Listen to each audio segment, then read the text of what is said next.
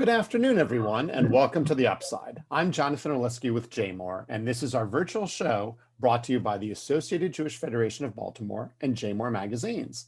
If you have questions for today's guests, and they're going to be wonderful, please type them into the Zoom chat or message us via JMOR's Facebook page. Now, it is my pleasure to introduce your host for today, Beth Goldsmith, Chair of the Associated Jewish Federation of Baltimore, and I'm going to be jumping in and substituting for Dr. Scott Rifkin, the publisher of JMOR, who's off today. Beth, go ahead and take it away. Thanks, Jonathan, and welcome, everyone. As most of you probably know, today is Yom HaZikaron, Israel's Memorial Day, when we remember Israel's fallen soldiers and its victims of terror. It's followed by Yom Ha'Atzmaut, Israel Independence Day, which we'll celebrate tomorrow. The link between these 2 days is obvious, for without the sacrifice of those who gave their lives for their country, there would be no Jewish state today. As we honor Israel's fallen and celebrate its 73rd birthday tomorrow, we're excited to be joined today by 2 young Israeli teens who are serving as Shinshinim, Israeli emissaries in our community. Jonathan, would you do the honors? You bet. Thanks, Beth. So today we are very excited to welcome Noam and Ofir to our show. These 2 teens are part of the Shinshinim program, as Beth said, which is overseen by the Associated Max Center for Jewish Education. Noam comes to us from Haifa, and Ofir is from the urban kibbutz in Sderot. Beth, do you want to start with our first question today? Okay, great. Well, I guess we should start with basics since everyone doesn't really know what a Shinshinim is. So tell us a little bit about what a Shinshinim is and how you or why you guys decided to become Shinshins in the first place. So Noam, we'll start with you. So the Shinshinim program in Baltimore, it is a collaboration between the Jewish Agency of Israel, the Associated, and the CJE, where they are bringing graduates from high schools to volunteer in the Jewish community, and we work in different institutes throughout the year and in the community in general. I, for example, work at Ofir Yasu Academy for most of the week, and on Sundays I join the Har Sinai or Shalom congregation. The reason that I became a Shinshin is that 5 years ago, my sister was a Shinshin in Johannesburg in South Africa, and seeing how fun she had and the impact that she had on the community and the impact that the community had on her, I then realized that this is what I want to do when I come to this age in my life. And from that moment, I dedicated everything to be able to experience this amazing experience, and I have no regrets. Great. Okay. I decided to become a Shinshin because I fell in love with the idea of meeting a Jewish community abroad, where both me and the community have so much to learn from one another. And I also saw it as an opportunity for me to further explore my Jewish identity. For example, I currently live in the home of a conservative rabbi, which is super interesting. And I'm having such a great time with the kids. It was everything I thought of. Wonderful. So, I'm curious, tell us a little bit about yourselves and your hometowns. Tell us, give us a sense of what it's like to grow up as an Israeli teen today. Who wants to start? Noam will start. So I live in Haifa, which is coexistence city. So in my city, you can find Jewish, Arabs, Christians. You can find everything. You can find Baha'i, which is a very special religion that you have only in specific places. So one of them is Haifa, which they have one of the biggest temples, I think, in all of the world. So it's a very coexistent city. And also in the Jewish community, you can find all of the rainbow of Jewish people. You can find conservative, reform, super religious, like Orthodox, and like people who define themselves as atheists and they're nothing, but they're Jewish. So you can find all of that. I grew up in a Orthodox community that is in the middle of an not religious area in Haifa. So all of my friends are very mixed from all of those worlds. I have a really good friend who they believe in Buddhism. So it's very mixed and I love it. Yeah.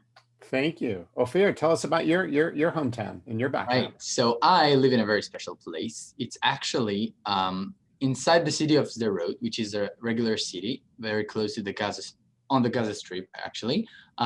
Inside the city, there is a community where I live. It's a very, very small community of only 20 families called the Urban Kibbutz. And this community lives in a sharing way of life so that everybody's living together and sharing their money and most of their things. And so we celebrate holidays together, and we're having Shabbat services together, and we go on community hikes, and it's a very, very special place where we're also involved in many projects that we're doing for the city. And that's where I live with the rest of my age group that I grew up with. And it's also, as I said, very close to the Gaza Strip. So there's also the security situation that sometimes takes place in our lives. But I really love living there, and it's a very special place. So an urban kibbutz, are there many urban kibbutzim in Israel? Not at all, actually. It's pretty rare. Right. Around 15 currently that are operating. Some. Wow. Yeah, and it's what's special about it is that because there's only a few and each work in a kind of like a different way, they know each other. The kibbutzes sometimes do the urban kibbutzes sometimes do shared events, and we're like aware of everything that's going on with them, and we're good friends. Thank you. Beth? Why don't you jump in? It's very cool. I have friends who actually do live like that as well. Everyone, it's a kibbutz, and yet they all go off to work in their jobs every day. So it is different than your traditional thought process about that. So tell us, guys, now you've been in the US for a few months. So, which we're so grateful, by the way, because I do know that not every community in the United States was able to welcome Shinshinim this year. So we're very lucky in Baltimore that you were able to come, particularly with, the problems with travel and with COVID. So we're happy to have you here and healthy. And tell us, though, I'm sure you've seen similarities and differences between yourselves and your friends at home and teenagers and the other youth that you're working with here. Tell us what's the same, what's different, how are we different, how are you different? I can say that yesterday I was sitting with my host sister on the couch in the evening, as we do every evening, and then she put on songs from her phone while she was working and I was working. And then she put on some songs, and every time the song started playing, she was like, "Do you know that song? Like, can you sing it? Do you know the lyrics?" And every time I was like, "Yeah, it's like a very popular song. Of course I know it." And I started singing it. I was just like amazed every time. I was like, "How do you know every song? Like, both English songs and Hebrew songs. Like, how do you do it?" And again, like today I was at school, and one of the students came to me and I was like, "You're not like as Israeli as we thought you were going to be." And I was like, "How do you find someone that is very Israeli? Like, do you expect me to wear like blue and white all the time? Like, what do you mean?"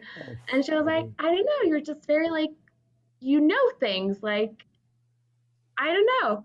And I think like it's something that like people like that haven't met like a teenage from Israel are surprised to find out that like, well, for at least America, like the USA is like very international. Like we are very influenced by this culture. So like, even though we're very Israeli and I know a lot of Israeli songs and like all of this, and like I celebrate like the Independence Day and Yom Ha'Zikaron and every other day of Israel, I celebrate it as like the most Israeli, wearing blue and white.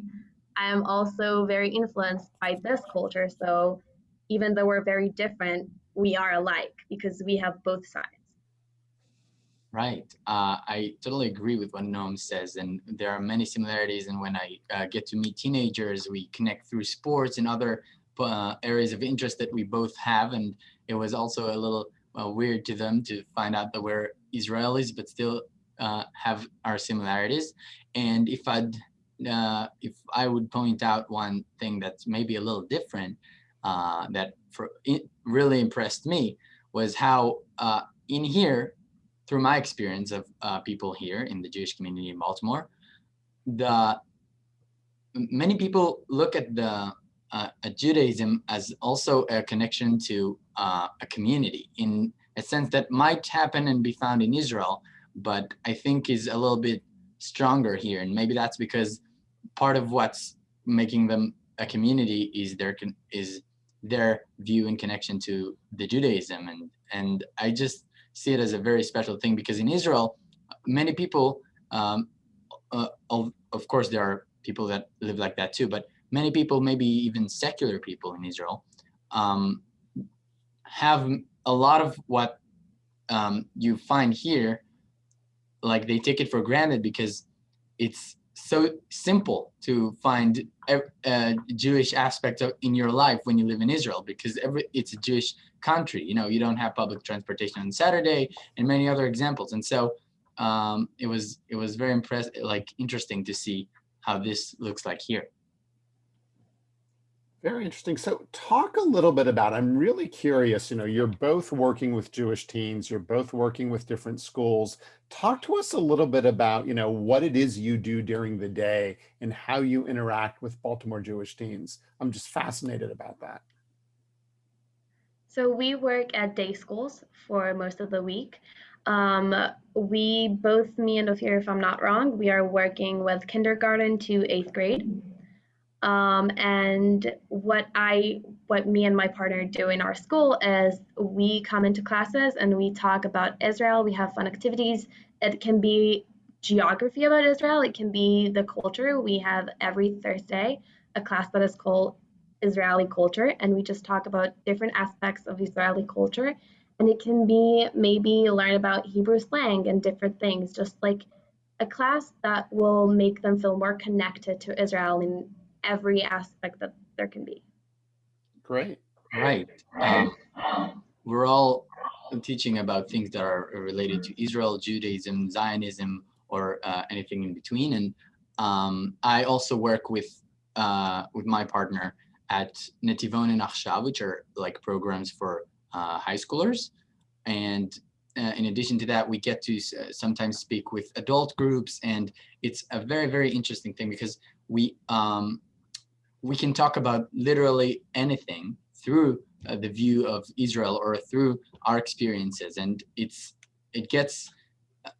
the idea is to strengthen the connection between the students or whoever it is that we're talking to and Israel, which already exists. But it's like it works sometimes when you let them see that Israel is not just a concept, but you're actually an Israeli bringing Israeli content, and it suddenly looks like something that they can not only imagine but understand better, and maybe feels a little closer. And sometimes it's just about understanding special things about Israel and why maybe it'll be interesting for them. Wonderful. Beth? Yeah, well, so let's talk a little bit about your show. I've heard you guys have a show, a Shinshinim show on Facebook. Will you tell us about it? What's your favorite show? How you put it together, and maybe what's coming up next we can tune into? Would love to tell you about that. So the Shin Show was an idea of one of the girls in our hub, in our group. When we came, and we were in quarantine, when we just came to Baltimore, she was like, I want this thing. I want us to have a show where we just present to people Israel and different things. It can be through music, through just telling the current events that happen in Israel, through sketches, through everything. I want like everything to be on this show. And we just start working on it, and we're trying to make it as friendly as we can for everyone. Like, we want it to be fun to watch, but like sometimes it needs to be serious. So we're like trying to put everything together. I can say that Ofir is having like an amazing part of it as our main editor, and he's doing a great job. And like everyone are just putting everything into it, because it's just another great way to connect to the whole community, and not just the schools and the institutes that we're working with, but to everyone in like a very friendly and fun way. Right. We understood that this year might have like it might be important this year to connect to people through social media like YouTube, Instagram, or Facebook. And so we created this show, which is supposed to kind of like let everyone in the community, if they want, see what we're all about and experience Israel, in addition to how we're using it sometimes as an educational tool in our lessons. And it's super fun. Lots of dress ups and jokes and fun stuff, all about teaching, like Noam said, about every aspect of Israel. It could be the history, could be current events, or could be a holiday, anything that's related to Israel, Judaism, Zionism, or everything that we stand for. Yeah. So, I'm really curious about sitting here watching you. You're both very poised, you're very comfortable, you're very natural, your English is excellent. Tell the audience about kind of what's next for you all. Like, what years are you in high school, if we can get personal? Then when you go back to Israel, will you finish up high school? Will you go to the army? Are you going to go to yeshiva? Are you going to come back to America? What's in your lives for the next 5 to 7 years? Tell us. So we're both graduated high school. Okay. This is the program that you do after you're done with your 12th grade. Okay. Mazel tov. Thank you. It was great finishing it. Yeah. We are both going to join the army. I guess Ofir would love to tell you about his job in the army. I would love to tell you too, if I knew. I have no idea what I'm doing. I'm crossing my fingers to get something good. What is good? What do you want to do if you had your choice in the army? My dream thing to do in the army would be international connections. So it would be to work with different army forces and peace organizations and like kind of be the glue between them and the Israeli army. So if there is people who are coming to visit Israel and they need someone to like chaperone them, so that unit would go and like walk with them through Israel and like join them for every like ceremony that they're participating in, stuff like that. So that would be my dream job. And Noam, is it 3 years of service you have to do at a minimum now? So for girls, it is 2 years, and for most of the boys, it is 2 years and 8 months. Wow. Okay. Right. But this changes because there are so many different jobs in the army, and sometimes girls will do just as much as boys, and you can even continue with extra years that you're taking on yourself.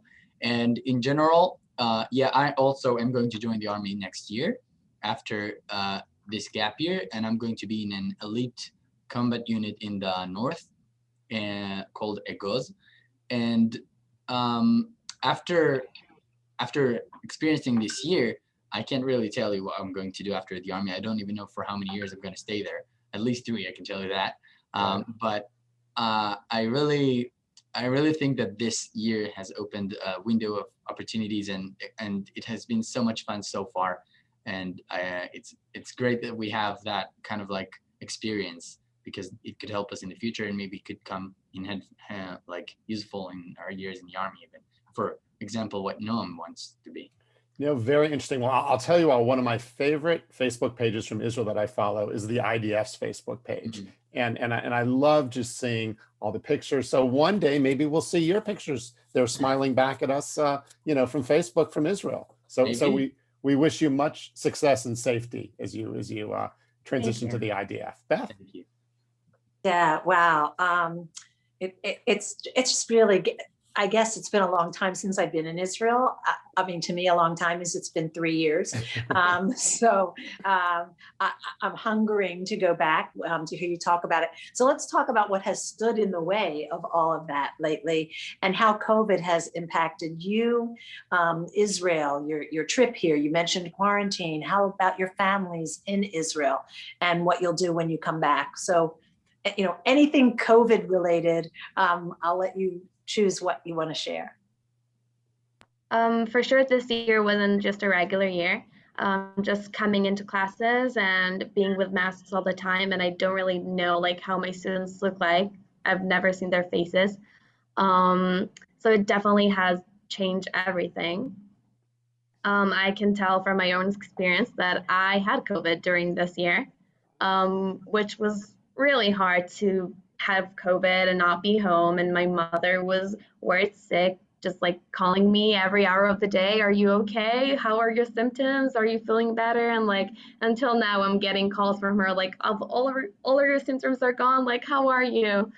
Until now. So it's definitely harder to experience this kind of thing. When we're grown, we're 18, but we're not really. And also I'm the youngest daughter in my family, so like I'm still my parents' baby. So it's definitely harder for them. Um, but having COVID, I just had the amazing chance to see how this community is so loving and how it takes care of me. Like they could have just said like she's in quarantine, we can give her like a credit card maybe, or just like order her food every day, or just like buy her a bunch of groceries and like let her be.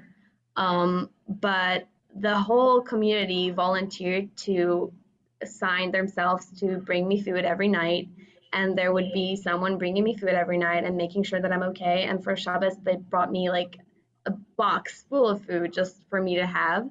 And there was so many food that I haven't had like half of it because they just brought me like food for like 3, 4 people instead of one. And just like seeing how they took care of me and everything that I needed, I just needed to like one phone call, one text, and like I'd have everything that I need like in 5 minutes. And just I'm not happy that I had COVID, but I'm so glad that I had the opportunity to experience the community in that way. And I think that we saw that from the since the quarantine that we had when we came here, how everyone just wanted to say hi, and like everyone brought us donuts and like bagels and stuff like that, things that we don't usually have in Israel. And they were like, we want to let you experience everything, even though you're in quarantine. Like we were at Pearlstone, which is not very close to anything, but everyone decided that they want to come and like say hello and make sure that we're okay. And if we're missing something, they would just run and give us whatever we need. So I think that through COVID, we had the amazing chance of being like the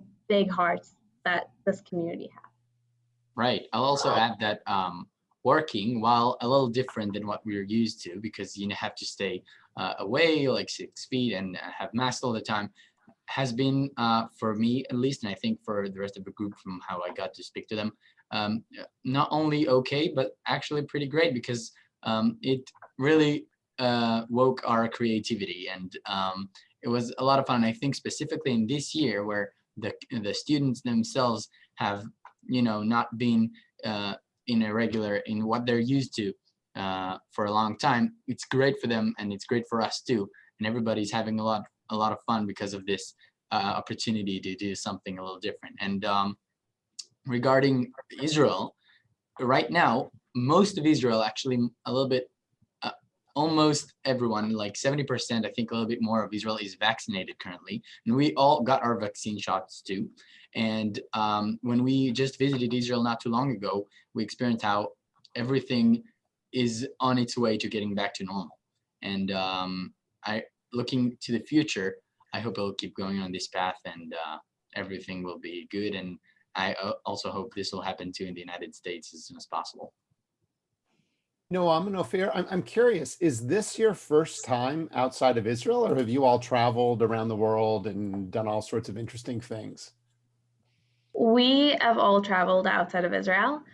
For me, the longest trip outside of Israel would have been like 14 days maximum. I don't think I've ever been like more than 14 days out of my own home without my parents. So without out of Israel as well.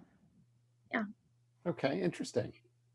Yeah, for me, it's I also have been abroad many times, and I actually got to be in the United States for a month and a half of camp as a camper through this program that my school had for a few years back, and that was great. Wonderful. Beth? You mentioned about being, I think, Noam, you were mentioning that you always wear your blue and white, to celebrate on the Israeli holiday. How are Yom HaZikaron and Yom Ha'Atzmaut celebrated in Israel? So I just talked about this today with my partner, Noya, from school. That usually on Yom HaZikaron, we would go to 4 different ceremonies in like 2 days, like from evening to the middle of the next day. But here, because of COVID as well, we are going for 2 ceremonies, one that we're doing at school and one that all the Shinshinim are joining tonight. So it has definitely been different. Also, the main thing that at least I'm missing is the siren, the tzfira. So every Yom HaZikaron, we have 2 tzfirot, one at night and one in the morning, which is 2 minutes in total where we just stand and we unite together to remember all of our fallen brothers and sisters. And I really miss this siren during the Holocaust Memorial Day. And I know that I'm going to miss it as well here. And I'm going to try and stand up anyway in the time that they're supposed to be the siren.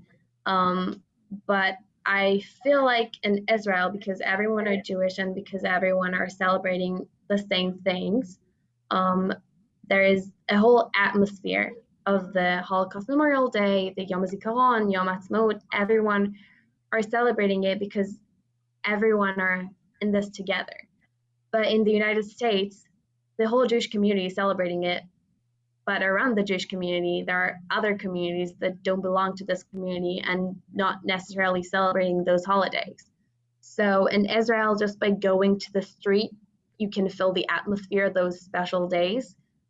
Here, you need to look for it, which is something that I admire about the community because they're not forgetting about those days, even though it is harder to find the connection to them. They're still doing their best to mark them, to celebrate Yom Ha'Atzmaut, to remember all of the fallen people, to remember everyone that we lost during the Holocaust. They're doing their best to do it, but it is definitely different from the experience that we have every year in Israel.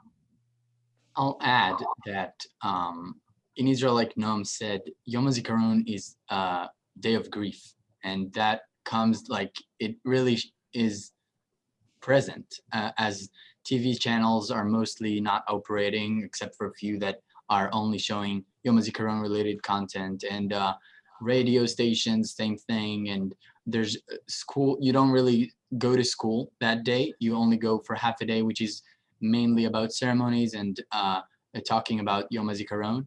And it's this atmosphere that Noam described is really a big thing.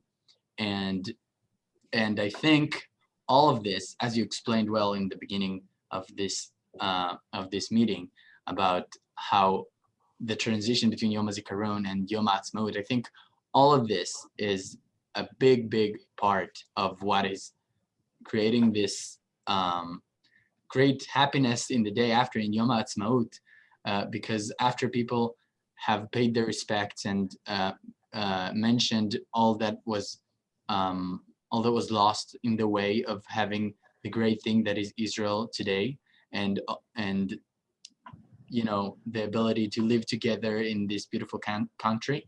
I think this is what makes Yom Ha'atzmaut such a special day, with a huge ceremony that everyone's watching, and everybody goes to the different shows and parties that are happening on Yom Ha'atzmaut evening, as everything like the public transportation and the ceremonies and the shows are all for free for all of the citizens of Israel.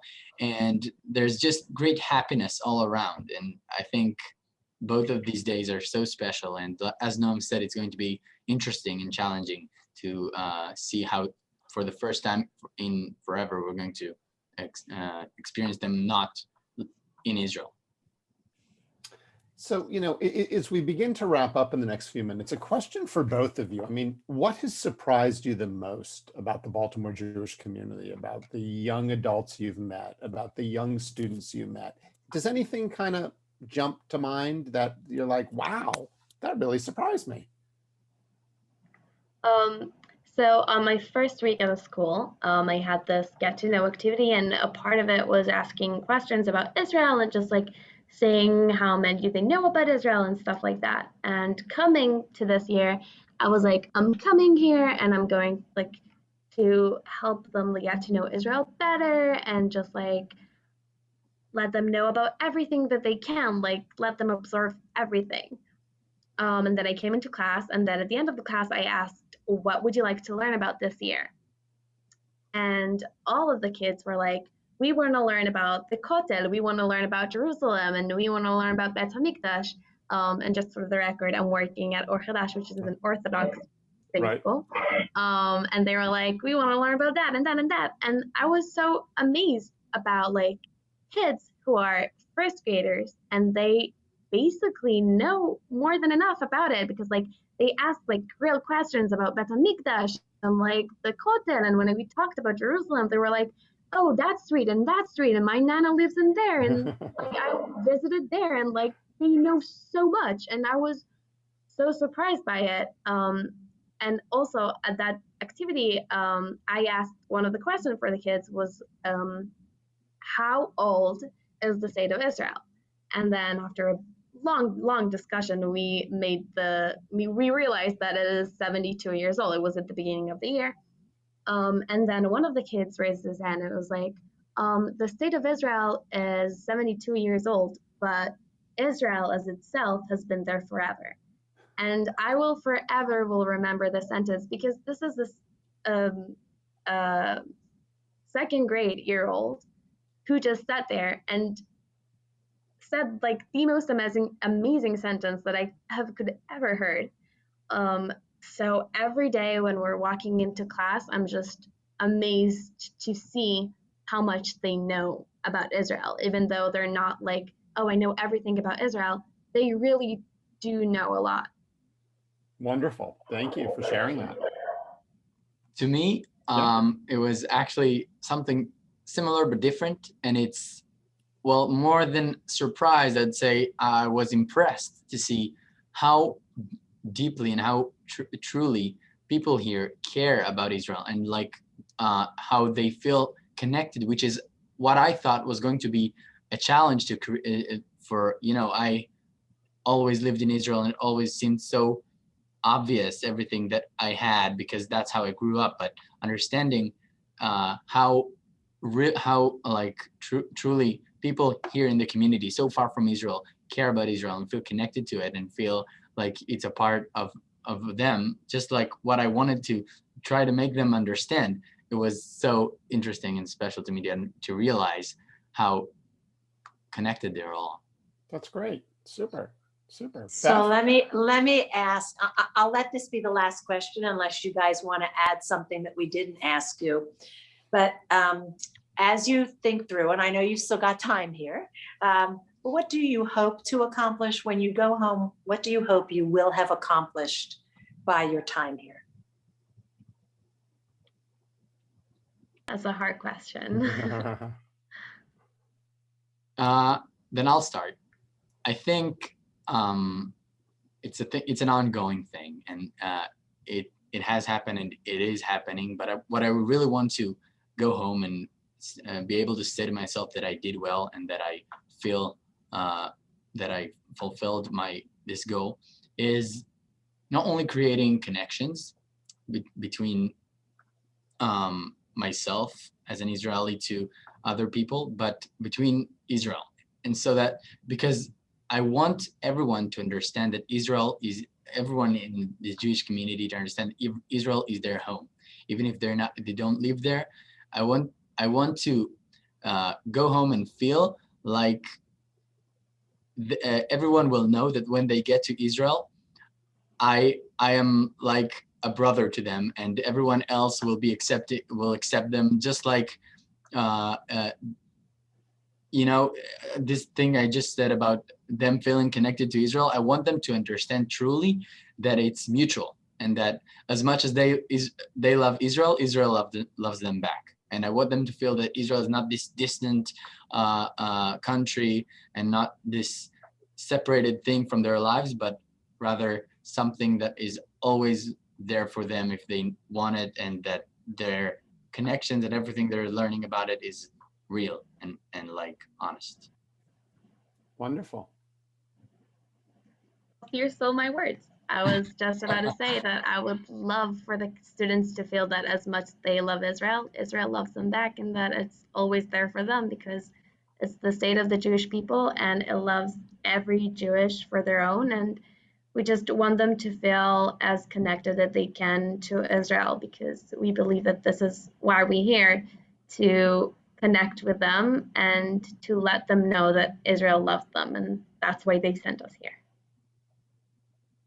What a great way to wrap it up. You know, we call this show The Upside because we really do like to share the upside of things. You two are such shining examples of the upside of what goes on, you know, from your generation to Israel, to all the good things that are brought to our community. So thank you so very much for what you're doing Wonderful. here, and particularly for joining us today. Just terrific.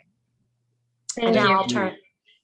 I'll turn to our audience to remind you that next Wednesday, April 21st, the Associated is hosting a special community event featuring Emmy Award winner and America's Got Talent's most memorable contestant, mentalist Oz Perlman. So if you want more information, go to associated.org/community event to learn more. Hey, Beth. And as I'm sorry, yes. Can I jump in with one event that we just announced? Yeah, it's a sure. J-More event, just add in there. And I'm excited about the Mentalist. That should be a pretty special evening. So on May 4th, after the Upside takes, we begin our summer break, which Beth is going to talk about a little bit. We have a special event at 4:30 that Dr. Scott Rifkin, our publisher, will be hosting. Maryland Member of Congress Jamie Raskin, who has played a big role on Capitol Hill these days. And he'll be talking to us really about kind of the state of our democracy. It's open to the entire community. We just ask you to go to jmoreliving.com to register for it. And we hope to see you all then. So Beth, thank you for letting me interrupt you. And yeah, no, Jonathan, thanks so much. Thank and you. I think it's really important because as we mentioned, I was just going to say last week, we are going to take a summer break. We'll just be doing now 2 more episodes, 2 more weeks in April before we take our summer break. But we will be, this is why every week I suggest that you go to